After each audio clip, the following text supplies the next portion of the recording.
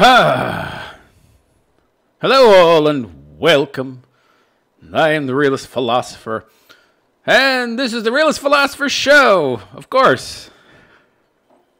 It's not the Lawrence Welk Show, obviously. So how y'all doing today? Hope you're all doing good, fine, and well. I'm doing all right. Well, moderately okay. So hope you're all having a wonderful day. You'll notice that this live stream is an hour later than the last one. I figured maybe I was a little too early. I don't know. Of course, it depends on where you are in the world. But anyhow, yes, this is designed to be a call-in show, so you can call in. And the number is 623-242-2517. That's 623-242-2517. And, talk about whatever. There's a lot to talk about today, for certain. But first of all, I wanted to address something that I touched on yesterday.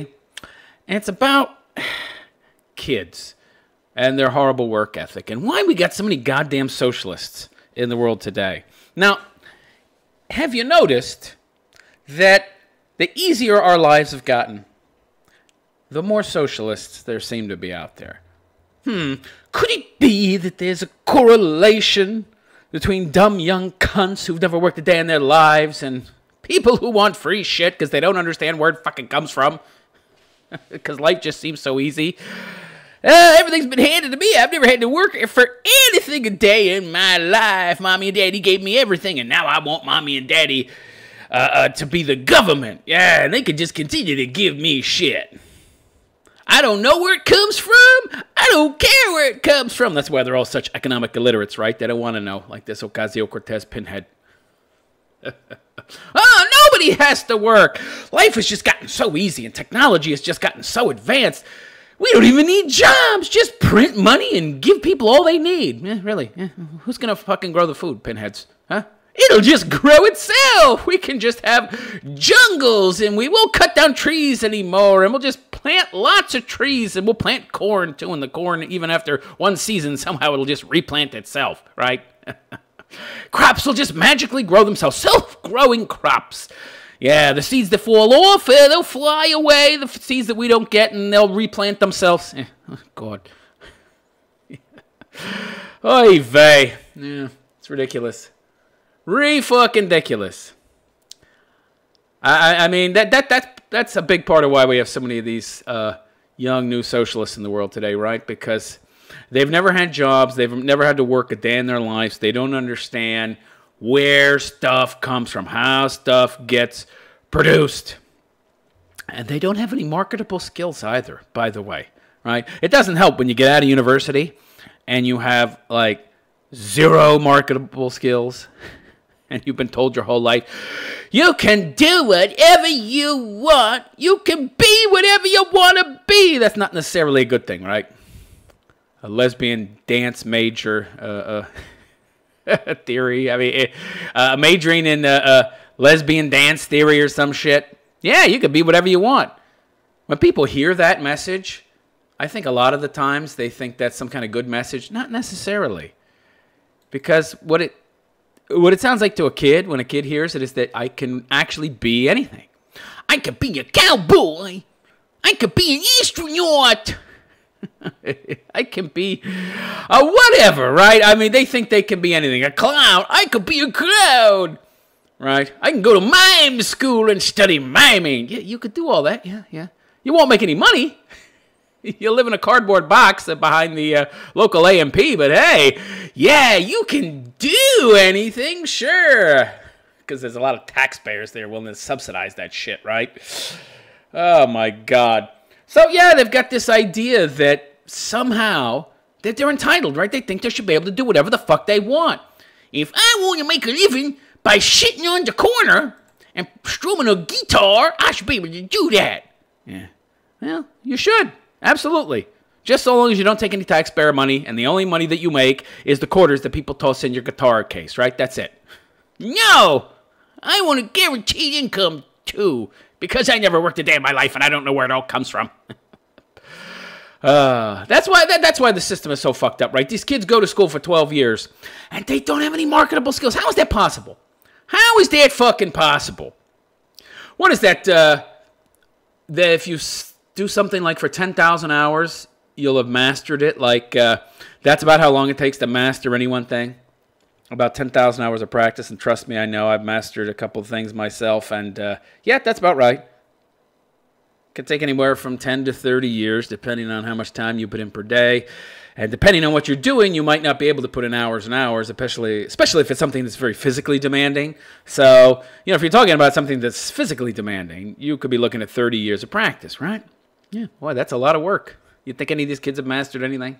You think they've learned anything of worth in these crappy government schools? They go in day after day after day. What are they learning? What are they learning? How to regurgitate dates? They're certainly not learning how to think for them fucking selves. Well, Ben Franklin went to France X year.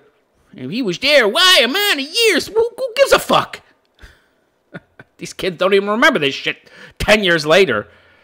But they would remember how to think for themselves, because that's kind of something you have to do every day, right? Unless you actually don't have to do that, because I can't find a job because I studied lesbian dance theory and I have no marketable skills. Boy, it really gets on my nerves to see these dopey, entitled socialist kids all over social media talking about how they should have their fucking government loans forgiven, right? I went to college. I have $250,000 in debt. It should be forgiven. What'd you study? I studied French literature. Aren't you an American? Does anybody give a fuck about French literature these days?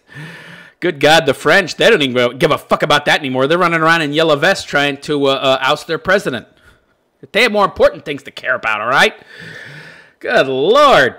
What do you say? You could be a doctor with that kind of money, right? You spend $250,000 on education, you should be a fucking doctor or a lawyer or some shit. Not have a PhD in fucking French literature.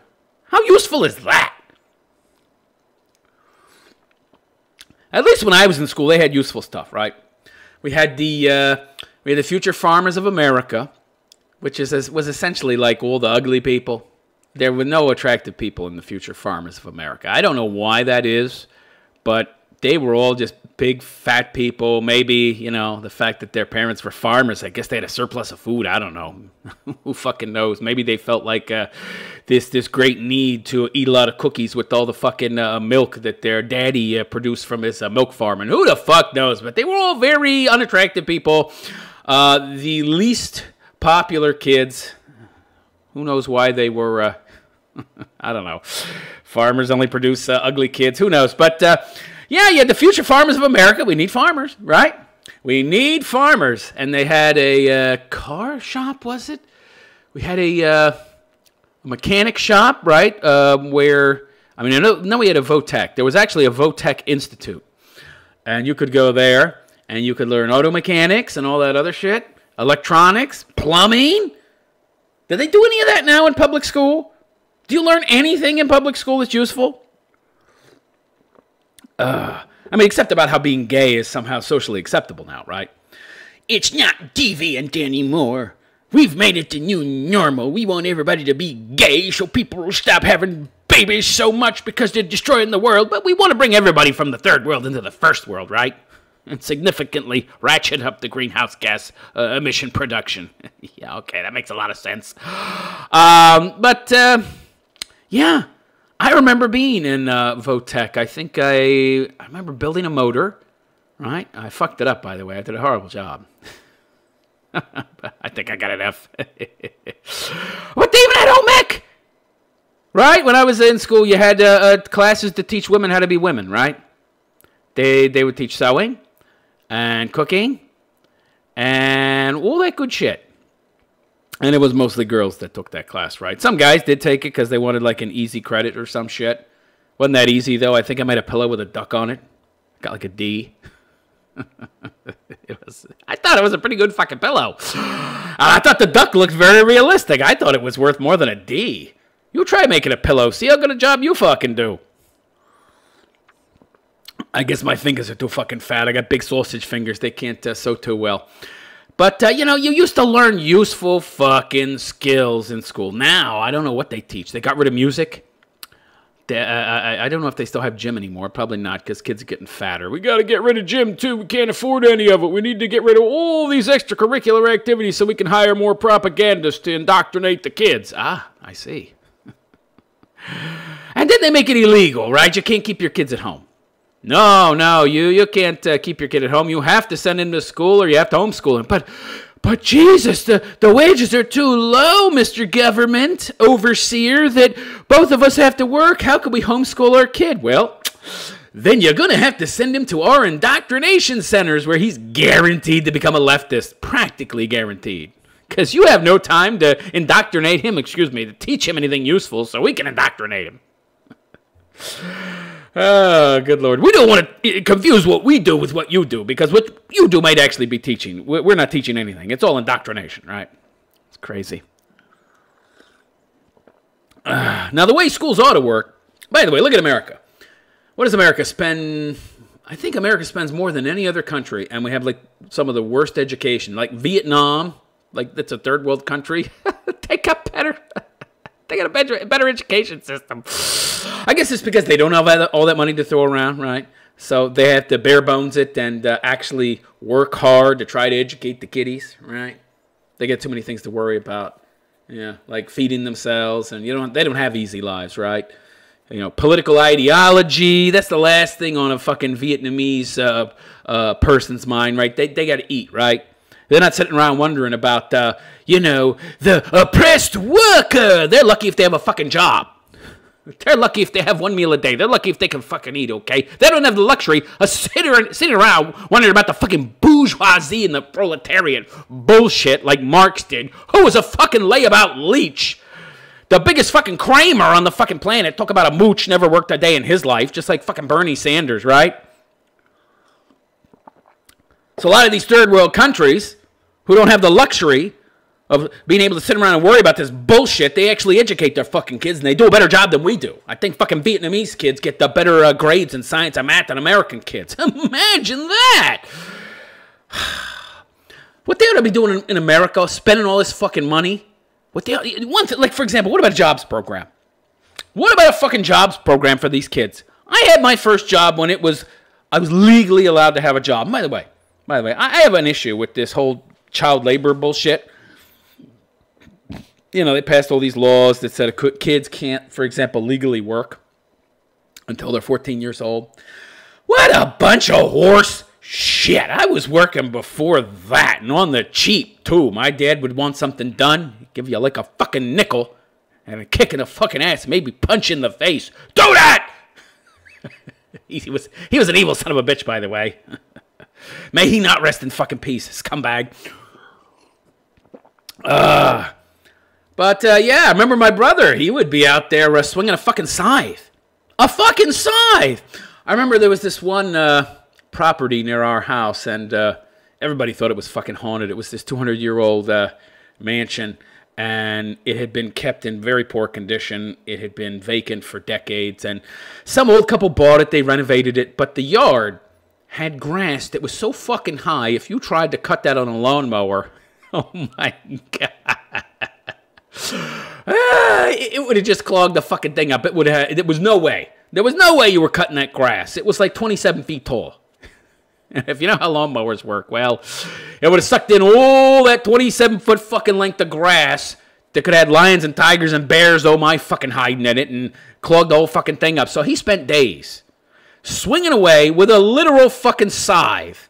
He looked like a death out there. I mean, if he'd had robes on and shit, he could have passed himself off for fucking death. And he was out there swinging away for 2 or 3 days. And how much did he get paid? $20. And I think he had to clear like a couple acres himself with a big fucking scythe. By the way, that seems kind of dangerous to me. My parents, I don't know how old he was. Was he about 14?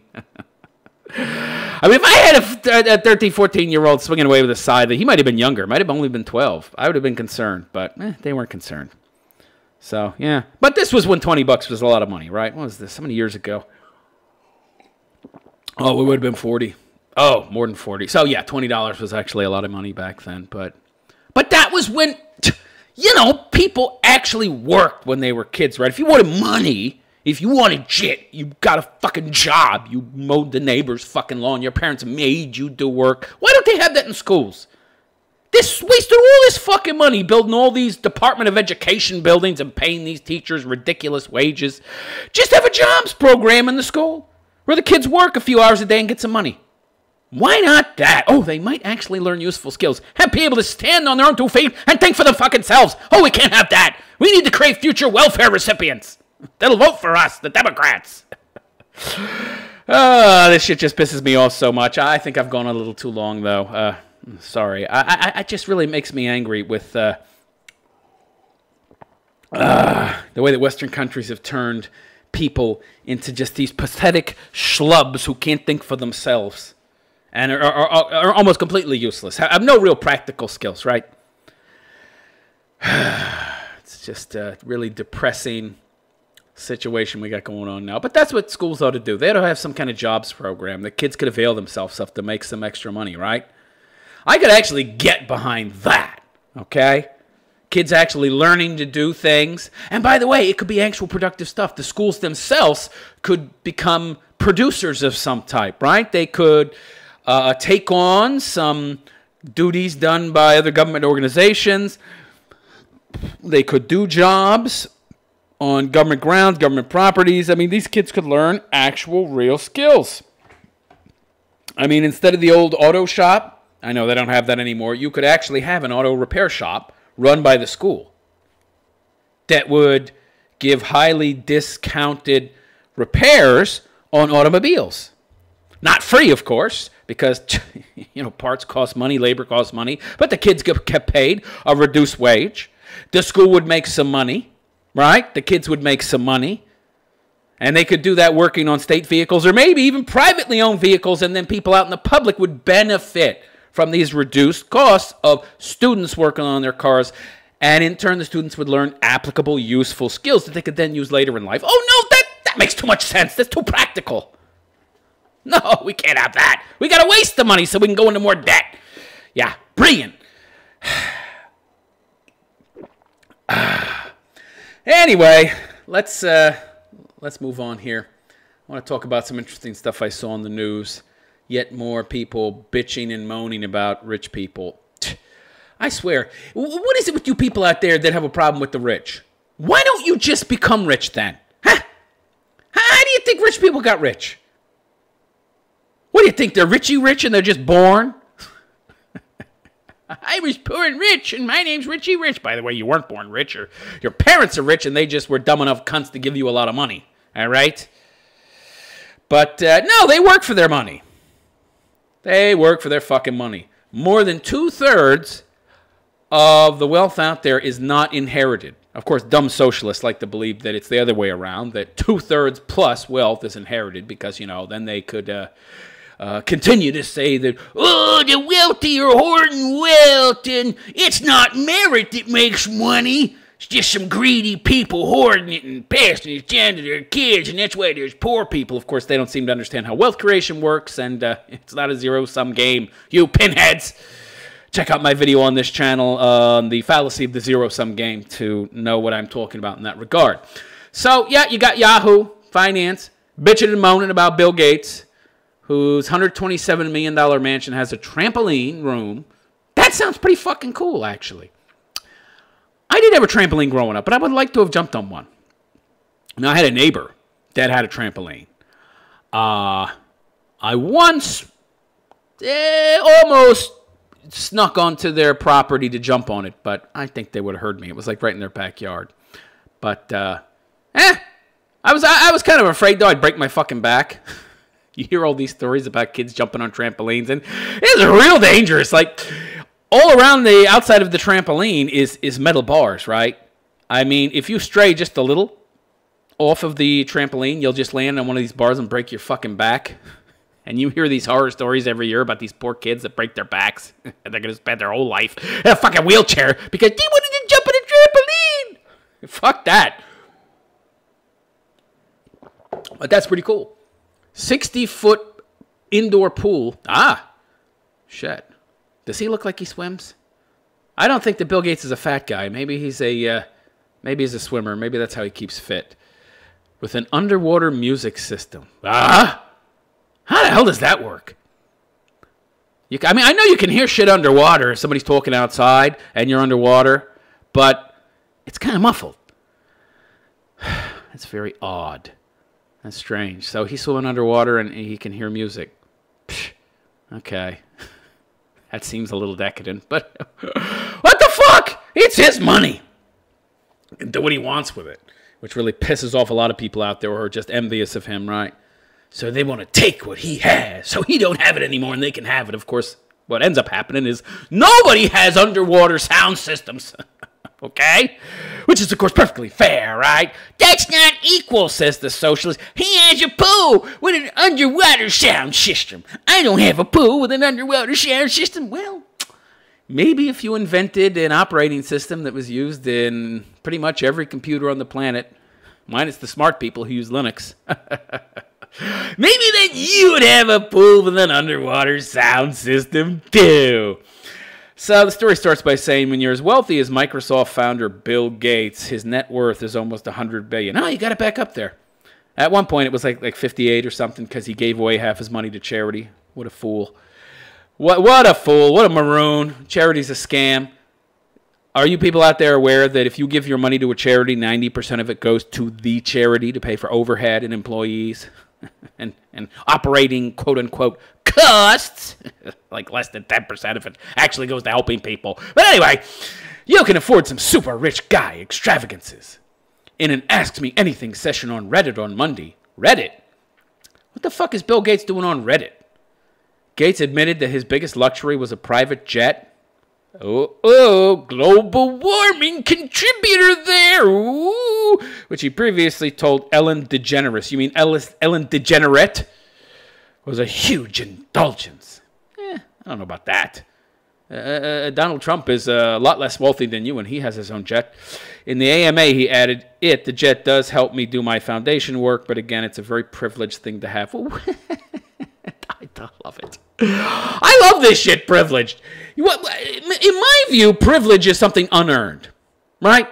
It's just something you automatically have. Do I automatically have a fucking jet? If I go outside, is there a jet waiting for me? Do I have a fucking helipad outside because I'm a white man? What privilege do you have, Bill Gates? You work for everything you fucking have. Ooh. This makes me so angry when people like Bill Gates, even people like Bill Gates that are as smart as him, fall for this social justice warrior bullshit. Hey, Bill, you're not privileged.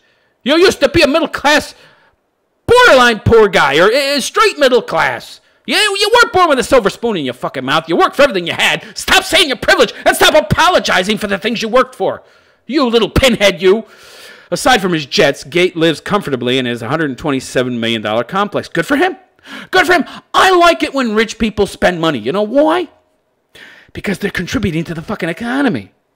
When they buy a $250,000 fucking car, they're paying a bunch of people who built that motherfucking car, who made the parts that went into that motherfucking car, the people who sold that fucking car to him. Essentially, they're paying a lot of fucking people and their salaries.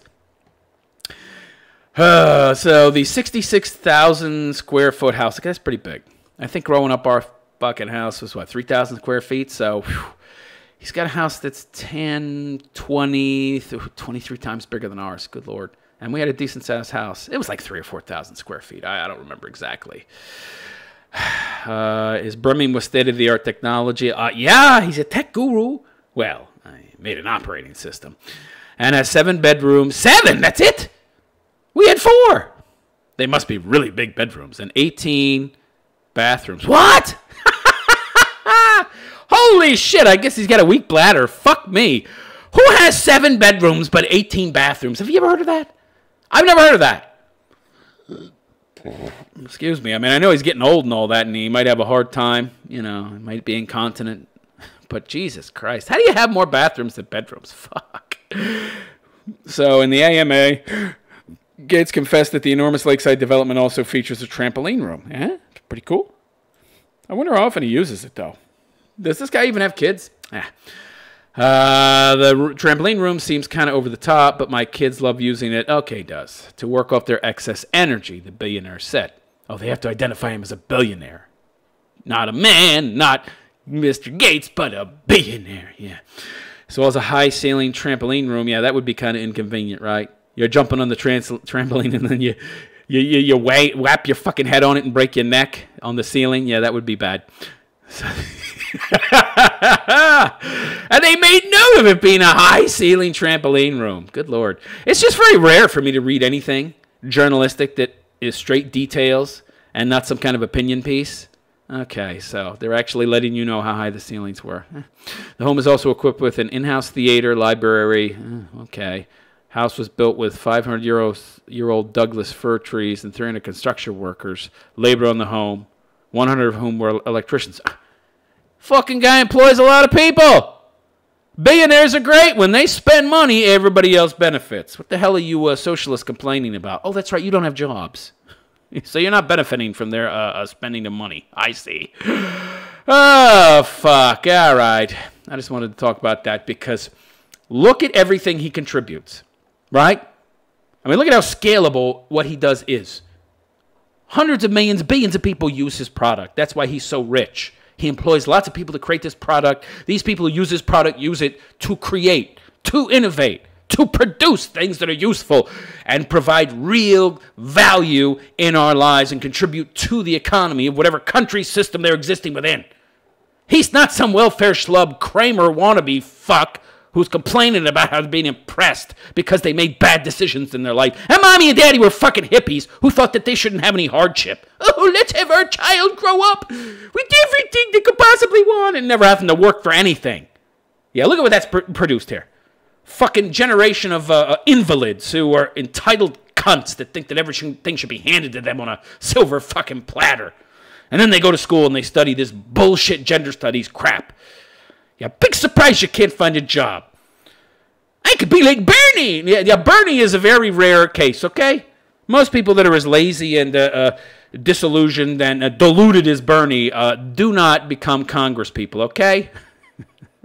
That's a very limited job opportunity, all right?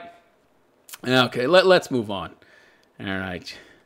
From the disillusioned socialists that hate the rich to crazy single women. Okay, oh, this is great. This is fucking great. By the way, if you'd like to comment on crazy, disillusioned, fucking socialist, entitled cunts, you can call into the show. Oh, shit, I didn't open the... Whoops! Forgot to open the Skype. I'm new at this. Give me a break. Somebody could be trying to call, and they're like, that motherfucker didn't open his Skype. Yes, I have a Skype phone number. Yeah. Okay. All right. Probably nobody was trying to call anyway, so what the fuck. All right, it's opening. Yeah. There we go. All right, now we're open. Okay. So if you'd like to comment, yeah, you can call in 623-242-2517. That's an American number. I believe it's in Arizona. I'm not in Arizona, but the number is in Arizona. Yeah, for those of you who didn't know that, you can purchase phone numbers from Skype, and essentially the person calls that area, and then it gets forwarded to your computer. Isn't that great? So you don't know where I am. Which is kind of the point, really.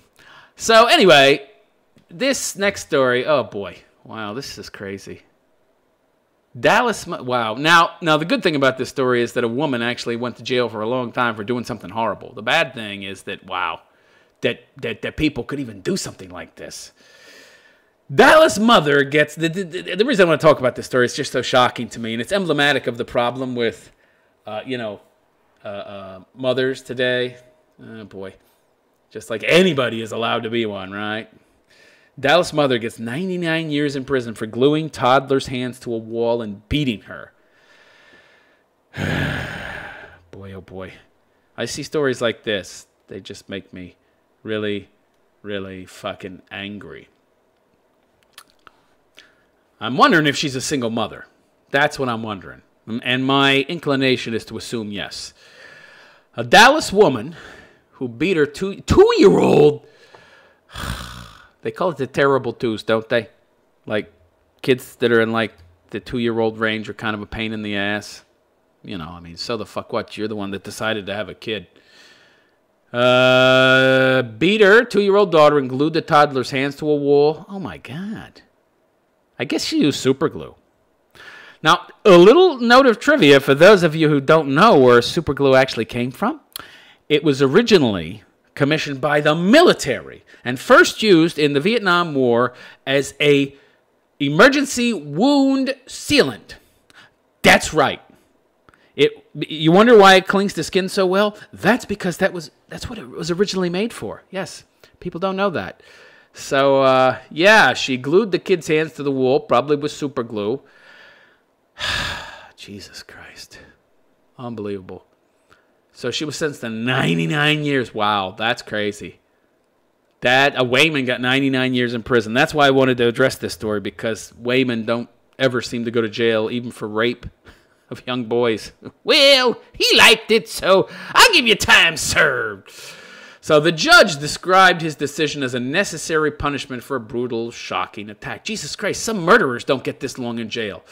So Elizabeth Escalona,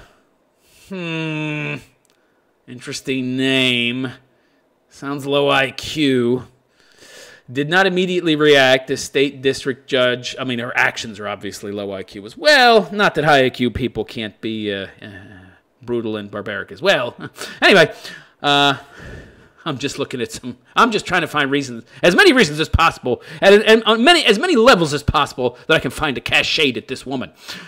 So pronounced the sentence at the end of a 5-day hearing. Prosecutor Aaron Price, who originally offered Escalona a plea deal for 45 years, had argued that she now thought the 23-year-old mother deserved life. 45 years. Good Lord. So brutally, savagely beat the kid to the edge of death. For this, you must be punished. The kid was in a coma for a couple days.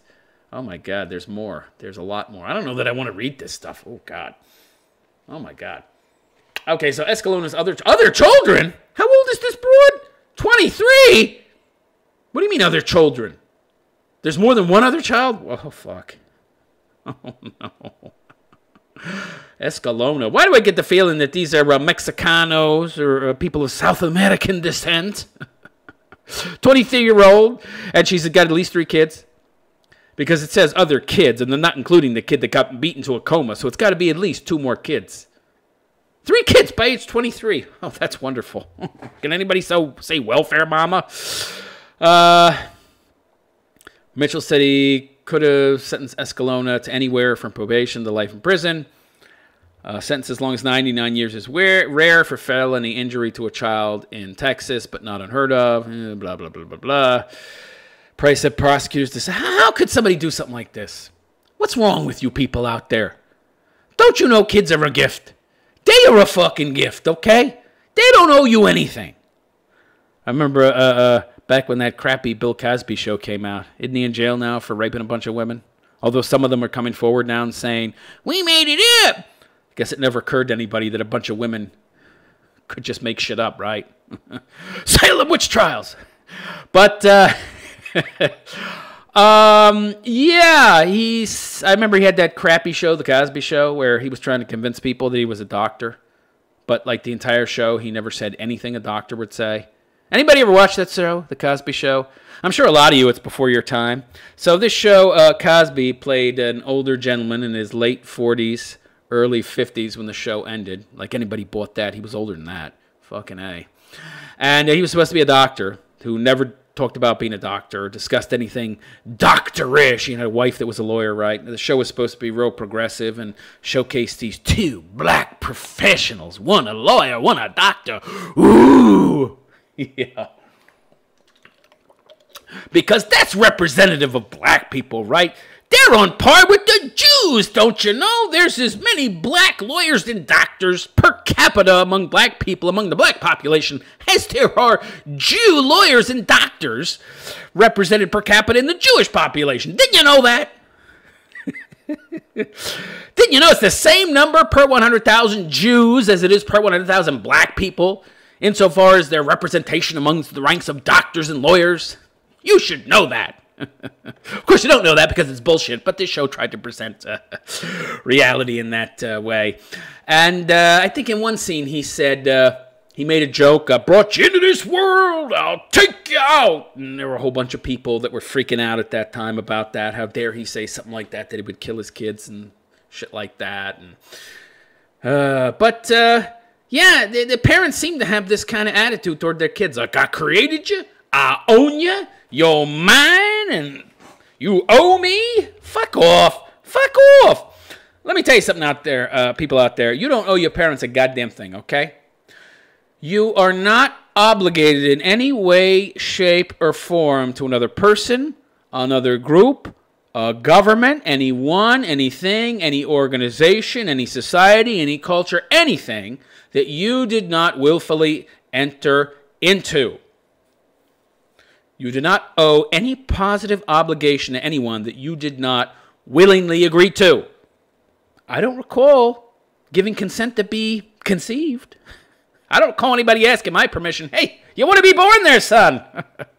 We're going to demand these things of you. Oh, fuck, I don't know. Maybe not. No, you have no say in the matter. So you have no obligation to these people, okay? None whatsoever. And by the way, kids are a gift. Kids are a fucking gift. Are you kidding me? They give you life meaning. They give you life fucking meaning. I mean, additional meaning. If you need kids in your life to have meaning, fine. Then they give you life meaning, right? You can find meaning in other things, as we're quickly finding out, because women have become such entitled, bitter, angry, man-hating guns that love feminism, and we're told that it's horrible and evil and oppressive to be a woman in this world, so they want to be men. So we're finding that out now as men, that you can indeed find fulfillment and meaning in your life through other means. But yeah, having kids can give your life meaning. They're great. They're wonderful. They're a gift. You get to see the world as if you were a kid again. You get to see the world through their eyes. It's great. It's wonderful. They don't owe you. God. So when people act like this broad, why would anybody do this? I mean, I kind of get why, but it's some sick stuff, right? I mean, it's not the kind of thing you want to delve deeply into, empathically speaking, to try and get inside this 23-year-old broad's head. She might have gotten some sadistic pleasure out of it. Who knows? Good Lord. Okay, so what more does this story say? Holy shit, she's got 5 kids. I thought it maybe was 3. So 5 kids by age 23. Yeah, okay. Escalona, yeah, she's probably South American. They pop out their kids early. Wow. Just wow. That's nuts. How do you have fun? Right, of course, she's probably collecting welfare. And of course, when you incentivize people by giving them more welfare cheese, the more kids they have, well, this is what's going to happen, right? That's why America's going to be a majority Latino and black, and the white people are going to be a minority. And then they will need affirmative action, meaning white people, because they will be essentially a marginalized group that'll need the same kind of special protections that blacks claim they need now. They don't need them either, but anyway. Yeah, that's really crazy. Treat your kids well. Don't treat your kids like this. They're a gift. They're not yours to do with as you please. They're little people.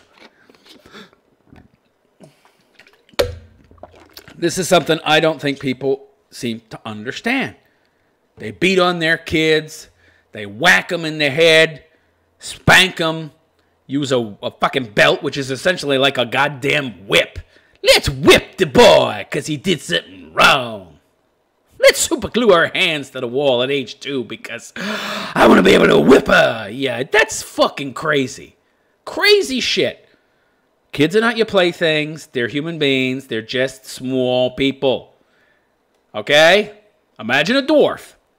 Would you beat up on a dwarf because it's a dwarf?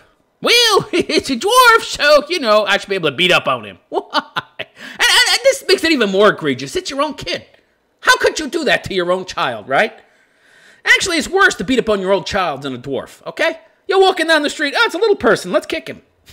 That's actually not as bad as what this broad did. What do the people do when they beat up on their own fucking kids? If you beat up on your kids, you need to go to jail for 99 fucking years, because you're scum. You're scum of the fucking earth. They need to throw you into a fucking hole and bury you alive. You scum! Children are defenseless. At least the dwarf. I don't know, maybe he's got a fucking taser or some shit on him, or he can bite your fucking shins, or, he can press charges against you, because as small as he is, a little person like your kids, he's a grown-up, right? He has some rights. He can run to the cops and send you to jail, right? Little kids don't have any defense. That's why it's even more egregious. Yeah, you can kick a fucking field goal with a dwarf, but you're gonna go to jail.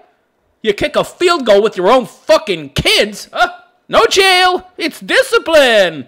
Scum. These stories like this piss me off. Treat your kids as the gift that they are. All right, let's move on. Oh, yeah, more stupidity. More stupidity. Many view black friend defense as a tired, hollow argument. Oh, I love this. I love the logic in this. You're damned if you do, you're damned if you don't, essentially, right? Yeah. Geez. Back in high school, so Kelly Darden, I don't know who that is, still remembers one of the first time he experienced the black friend defense. Back in high school, a group of white classmates dressed in Confederate-inspired clothing as part of a social club called the Rebel Rousers and insisted they were racist when confronted because some of them knew Darden, who was black. It was insulting. The 64-year-old Greenville, North Carolina man recalled Thursday, I was insulted by it even when it was occurring. You could have went to an all-black school, You're the ones that wanted to mix it up, baby. Darden and countless other African Americans have experienced variations of the black friend defense. And by the way, blacks now want to segregate and be away from white people. Amazing. Yeah, now they're the new racists, right? So essentially what this person is trying to... I'm not even going to read this. This is a huge-ass propaganda piece. If you claim that you have a black friend, so you're not racist, because you have black friends, that makes you a racist. That's interesting logic. That's like saying I didn't do it. Oh. But people who say they didn't do it, here we go. Fuck you.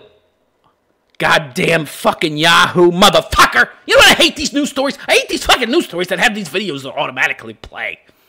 I hate these things. You go to open up a news story, you start reading, and then this shitty-ass fucking pop music starts playing that I never fucking heard of, and some story starts playing. Why do you have video on a fucking text story? So you've got the same goddamn thing on a video that's in the text. Why the fuck would I read the text, you motherfucker? You're essentially trying to trick me into watching your piece of shit video, which is probably going to have some fucking advertising at the end. Go fuck yourself. Stuff makes me angry. Fuck you, motherfucker. I go to a text story to read a fucking story. I don't go to watch a video, motherfucker. And when I go to watch a fucking video, it's not to read a story. Why are you combining the two, idiots? They're not supposed to be combined. You watch a movie or you read a book. You don't do both at the same fucking time. Anyway, yeah, so that's the same retarded nonsense. Doth protest too much. You say you do not dislike black people. That you have black friends. That means you dislike black people. It's absurd, right? It makes no sense. No sense at all. Total bullshit, right? This is just retarded. So, he says that African Americans have experienced variations of the black friend defense, saying that a person can't be racist because of the color of the company he keeps for generations. Well, I mean, if you have black friends, are you really racist? I mean, come on. I guess you could be. I personally don't believe in racism. I think it's bullshit. I think you just dislike or even hate other people based on, I don't know, the things that they do or the things that are represented in a group dynamic as being perpetrated, generally speaking, to a large degree by that group. You dislike them based on actual things that you perceive about them that might be true, might not be true. So, of course, you should sit down and discuss these things and debate them. No, we can't do that. Never, ever sit down and discuss and debate these things. Of course not. Of course, the left and the right can never sit down and debate anything and come to any reasonable outcomes. No. We won't be able to destroy the country and tear it apart if people are able to sit down and discuss things. Stupid black friend defense. If you say you're a black friend, you're racist. Really? I don't have any black friends. Does that mean I'm racist? So everybody's racist, essentially. So if you don't have black friends, ew, you do. What's wrong with you? What is it? What is it about black people you don't like? Is that why you don't have any black friends? That's impossible not to have any black friends. There's a lot of black people in the world. There's 1 billion of them in Africa, and they're running around everywhere. How could you not have any black friends? By the way, my best friend growing up was a black kid, right? That means I'm racist. Wait. So I don't have any black friends. I was racist. But now I mentioned that I had a best friend that was black. Now I'm racist too. What? You see how this is nonsense? So stupid. So fucking stupid. Oh, this is great. This is fucking great from the Huffington Post. I love this shit. So I got a picture here of Ivanka Trump, right? And the title of this story from the HuffPost, written by somebody named Jesse Daniels. She's got this tiny little 1/4-inch diameter picture. I wish it was even smaller because I can make out enough detail from the picture to tell you that she's a fat blob. Very big, very fat. Probably a feminist, obviously, working for the Huffington Post. I'm gonna huff, and I'm gonna puff. I bet she could blow my fucking house down with them big-ass lungs. All right, so the story is entitled, White Families Are Engines of Inequality. Oh, I don't even need to read anymore. You know the wonderful thing about these leftists? I just need to see one byline. I just need to see one title of a story, and I already know what the story is going to say. So, of course, you know, I can tell you the truth as opposed to their propaganda. All right, let me see how big is this story? It's far too big, actually, for the crap that it is. Holy shit. How many paragraphs? 1, 2, 3, 4, 5, 6, 7, 8, 9, 10, 11, 12, 13, 14, 15, 16, 17. Yeah, that's 16 paragraphs too many. I would have read one paragraph, but not fucking 17. Okay, let's get to the meat of it. All right. During the early 20th century, instituting a significant tax on large inherited estates. Yeah, this is what I was talking about before, right?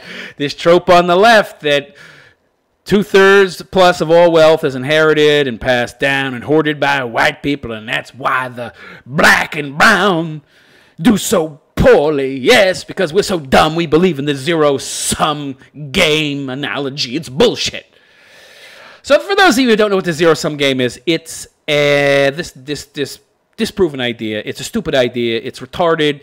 It shows a retarded understanding of economics. It shows you don't understand economics. It essentially argues that wealth is just distributed. It's traded around. It's redistributed. It's passed back and forth. It doesn't change. It stays the same. Nothing changes, right? The same amount of wealth is always there, right?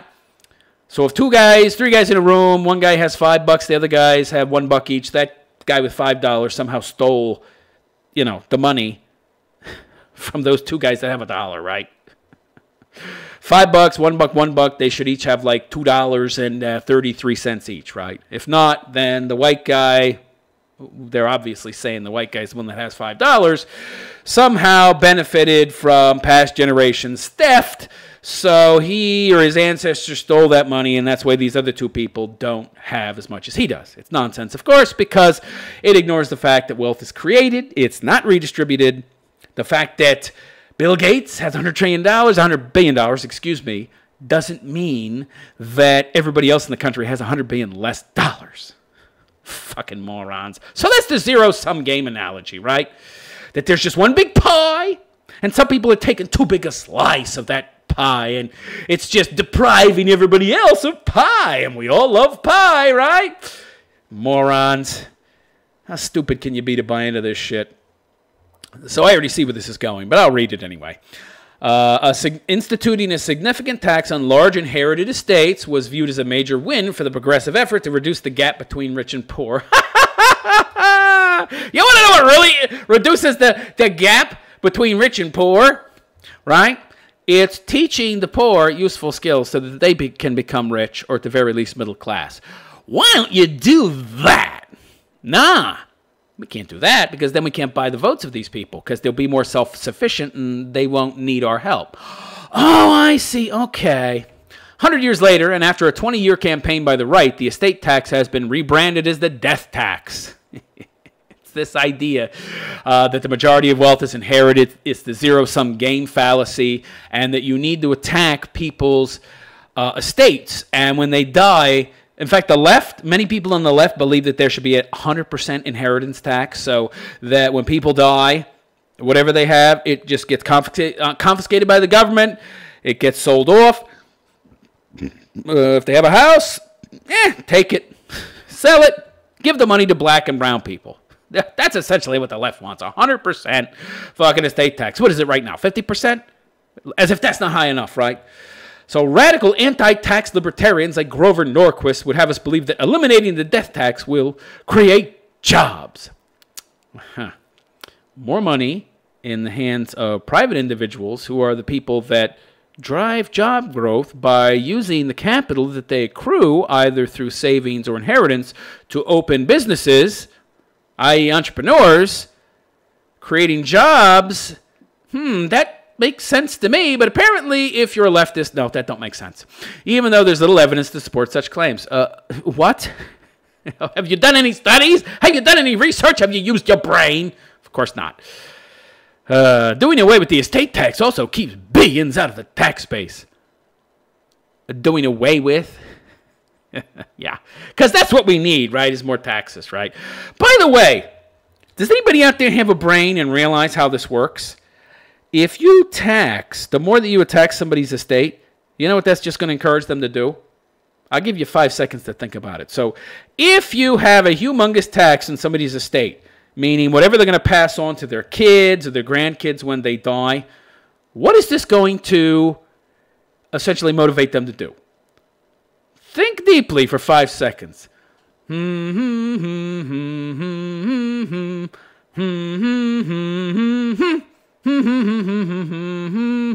you even need any more time? What is spend their money while they're alive so there's nothing left when they die, right? So, of course, the left doesn't want to do away with it. They want 100% estate tax, right? So, of course, what are the people going to do while they're alive? They're just going to spend it all. I could leave $1 million to my son, but the government will take it all, so I can't leave him anything. Or I can spend it while I'm alive and party hardy, baby. Well, you're going to spend it all, of course. Stupid idiots. Fucking idiots. I'm going to move on from this dumb story. More logical fallacies, zero-sum game. Fuck off, HuffPost, you big, fat, postmodern feminist cunt, you. Okay. Now listen to this propaganda bullshit. So, only 4 in 10 voters would re-elect Trump, new poll says. All right, don't trust polls. This is a bunch of bullshit. And I'm going to contrast this with another story that says the exact opposite. So who are you going to believe, right? So, Orange Man, Donald Trump. Yes, only 4 people they polled. Of course, everybody that they polled were Democrats. So, you know.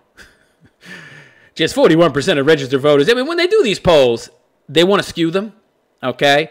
So they will look for districts that are heavily for their side for whatever answer they want to get, right? So if they want to find out if people think welfare is a good thing or not, where are you going to go? Well, let's contact all the poor people in Ocasio-Cortez's district that were dumb enough to vote for her. Of course they're going to... All the people you talk to, they're like 70% of them are going to say, yeah. No habla, senor, they'll say that. Or they'll say, we love welfare. Yeah, of course. So just 41% of registered voters say they will definitely or probably vote for President Trump in 2020. Okay. 48% of those polled say they will definitely or probably vote for the Democratic nominee. Even if it's Bernie? God.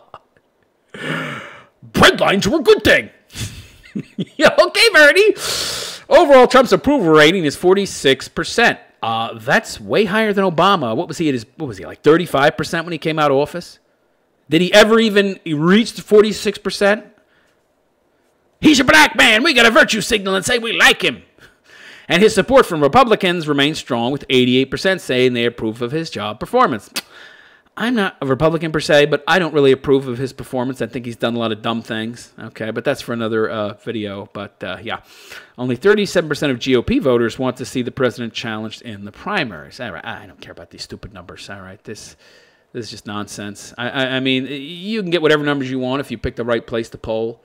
Meanwhile, in another story, President Trump's approval rating continues to climb.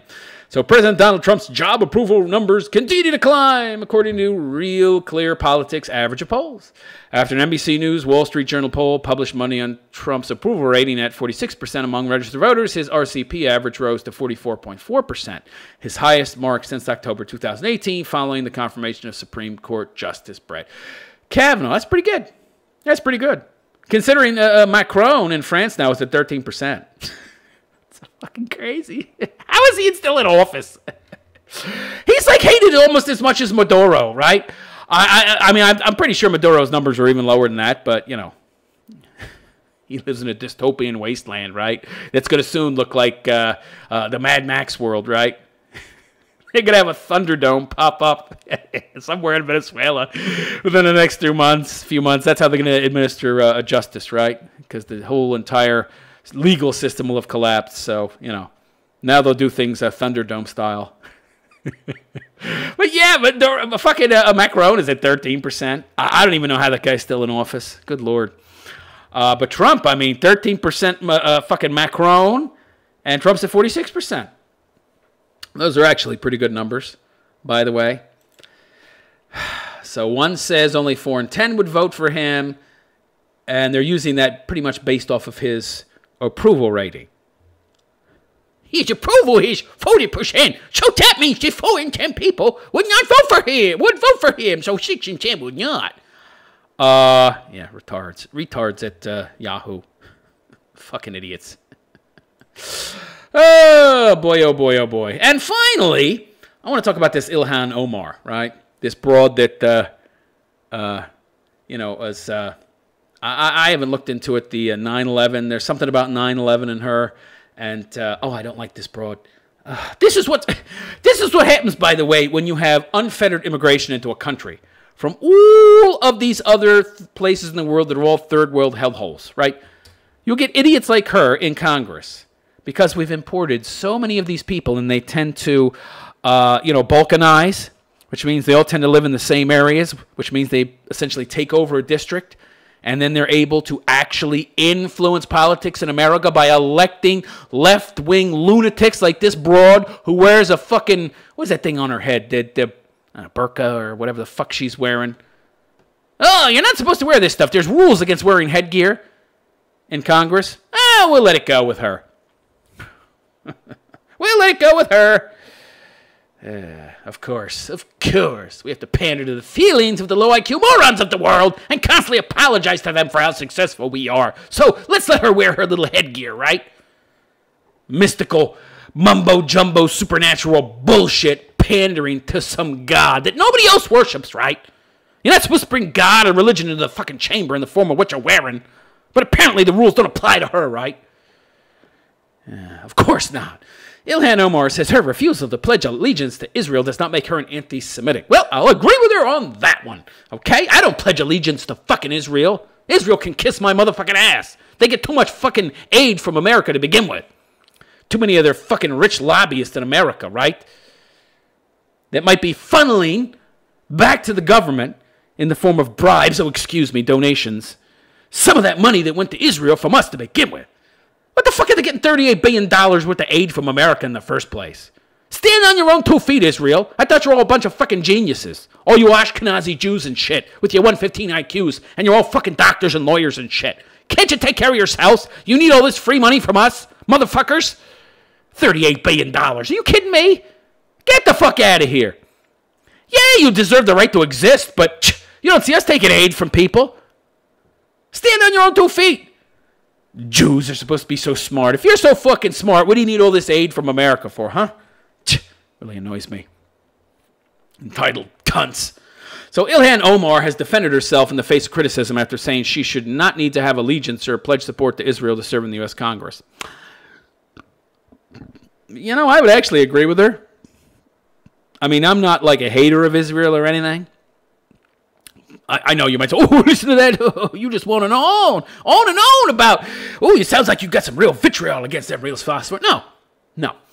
I just think that for people who are supposed to be so intelligent and so able, what the fuck are they taking so much of our money for? Taking. They're takers. So I want to talk about the political influence in this country that says it's okay for people to push for allegiance to a foreign country. Says the woman walking around in Congress wearing all that fucking Islamic headgear. Okay. As Omar said at an event on Wednesday, according to the New York Times. This is somebody who hates America, by the way.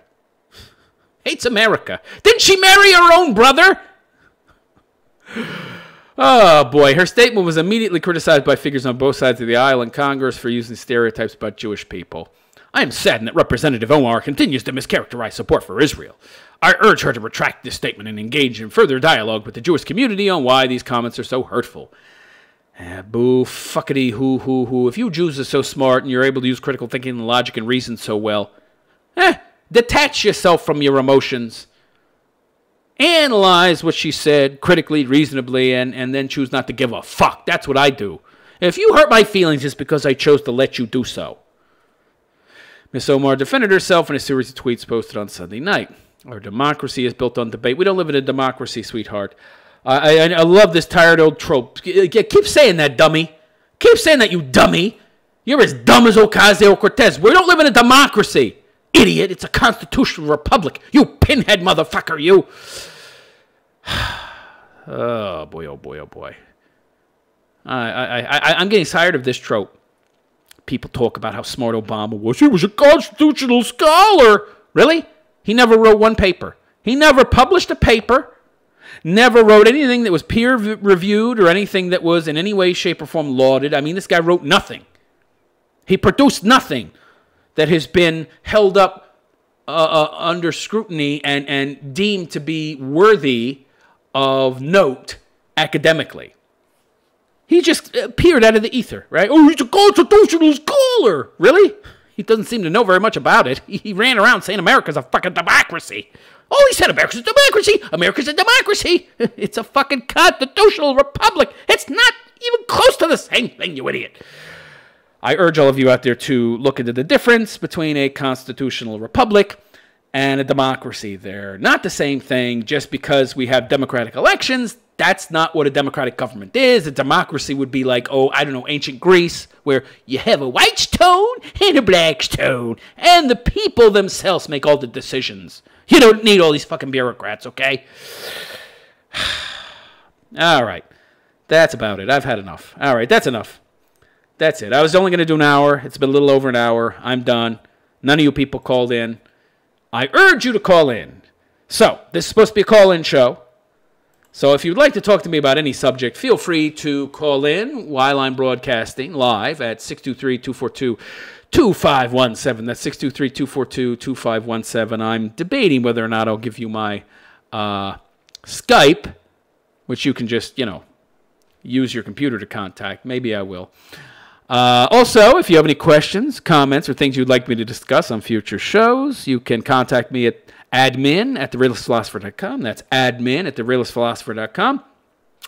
Also, I urge you to support my work. So, therealistphilosopher.com/donate. That's therealistphilosopher.com/donate. I was making a twice-a-week podcast. Once I have more people supporting the show, I will go back to making a twice-a-week podcast. So please go and check out my website, therealistphilosopher.com/donate. And that's it. I hope to see you tomorrow. Same time, same channel. And I wish you all a good day. Take care.